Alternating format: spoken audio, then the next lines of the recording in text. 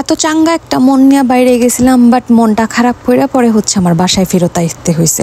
ফুল ভিডিওটা দেখলে আপনারা বুঝতে পারবেন। ইতিমধ্যে হচ্ছে আমার পছন্দের একটা জায়গায় আমি চলে আসছি, সেটা হচ্ছে অ্যাকোরিয়াম শপে।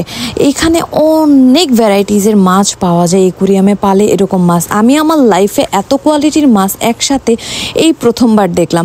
বাংলাদেশে থাকতেও আমাদের বাসায় অ্যাকোরিয়াম ছিল, আমার ভাইয়ার পছন্দ হচ্ছে অ্যাকোরিয়ামে মাছ পালা। তো একসময় আমাদের বাসায় অ্যাকোরিয়াম ছিল অ্যান্ড আমরা হচ্ছে কাটাবন থেকে মাছ কিনা নিয়ে হচ্ছে মুন্সিগঞ্জ পালতাম। তো তখন হচ্ছে এত রকমের মাছ আমি কখনোই দেখি নাই, আর এত দামি মাছও দেখি নাই। আমি আমার লাইফের ফার্স্ট অ্যাকোরিয়ামের এত দামি মাছ দেখলাম। সো এখানে আমি মাছ দেখতেছিলাম, এই মাছগুলো এত বেশি দুষ্ট মনে হইতেছে, এক ঝাঁক এখান থেকে এখানে দৌড়াদৌড়ি করতেছে। আমার দেখা এই পাশ থেকে এই পাশে, এই পাশ থেকে এই পাশে, যেমন নতুন বোর মতো লজ্জা পাইতেছে যে না ঘুমটা উঠাইতে লজ্জা পাইতেছে। তো যাই হোক, এদের আমি দেখতেছি আর আমি মজা নিতেছি। কত কোয়ালিটির আমি দেখা মাথা ঘুরাইতেছে। তো আমার মনে হইতেছে যে সব টিরে আমি উড়ে আমার বাসায় নিয়ে যাই, বাট আমার বাসায় কিন্তু এত জায়গা নেই। কত রকমের মাছ আমি দেখা মানে একেবারে শেষ হয়ে যেতেছে, আমার মাথা ঘুরাচ্ছে। মনে হইতেছে আমি সবগুলা থেকে একটা একটা করে নিই।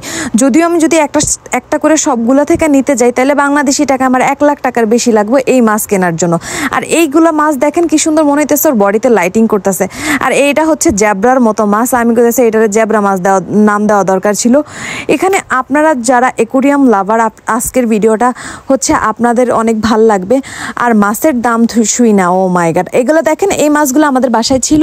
এটা হচ্ছে ময়লা খায়, আমি যতটুকু জানতাম যে আমার ভাইয়া বলতো যে এটা নাকি ময়লা খায়, অ্যাকোরিয়ামের ময়লা খায় পরিষ্কার করে।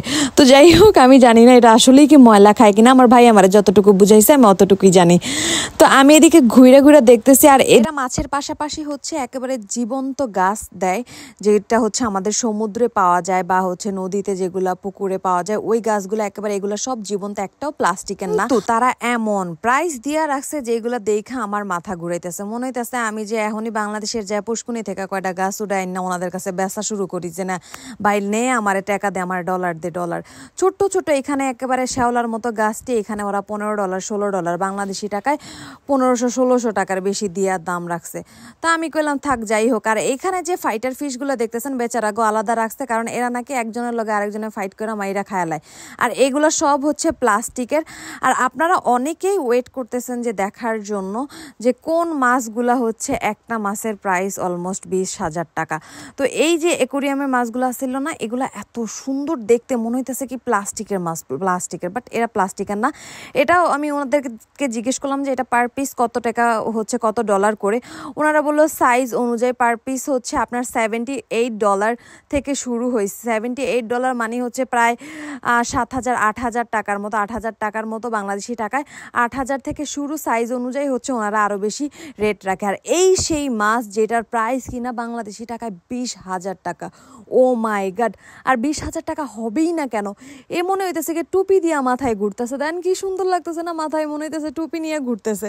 আরো মাছ দেখাইতেছি আপনাদেরকে, ওয়েট করে। তো এইখানে আরো পিচ্ছি মাছ আসছিল, আমি দেখা মনে হইতেছে যে আমি কিনা নিয়ে যে আমার মনটা অনেক বেশি খারাপ হয়ে গেছে। আমি বলতেছিলাম যে না আমি একটা একটা করে কিনবো, কবে আল্লাহ আমার কতটুকু তৌফিক দিবে, যখন আমি তখন সব কিছু কিনা হচ্ছে আমার বাসায় সাজাবো একেবারে। আর আমার অ্যানিমালস আর হচ্ছে বললাম না যে অনেক বেশি ভাল লাগে। তো আমার অ্যাকোরিয়ামের মাছ, গাছ, তারপরে হচ্ছে পশু পাখি অনেক বেশি পছন্দ।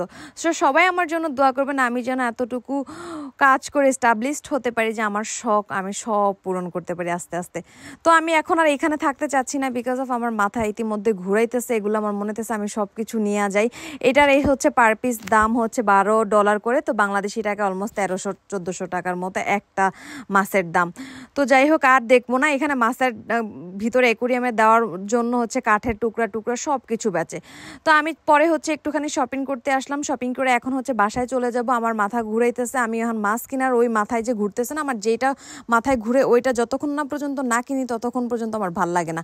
তো এখন আমি বাসায় যা মাথা ঠান্ডা করব, কারণ আমি তো আর মাছ কিনতে পারলাম না, কারণ একটা ফাইটার ফিশ আমার বাসায় আছে, কিন্তু এত দামি 20,000 টাকা দিয়ে মাছ কেনার জায়গাও আমার কাছে নাই যে আমি যেখানে রাখবো। তো আল্লাহ হাফেজ, আমার জন্য দোয়া করবেন জানি ওই মাছটা কোনো না কোনো একদিন কিনতে পারি। আল্লাহ হাফেজ, বাবাই। সবাই আমার জন্য দোয়া করবেন, অ্যান্ড অবশ্যই আমার পেজটা ফলো করে যেতে ভুলবেন না যারা আমাকে ভালোবাসেন। আল্লাহ হাফেজ, বাবাই।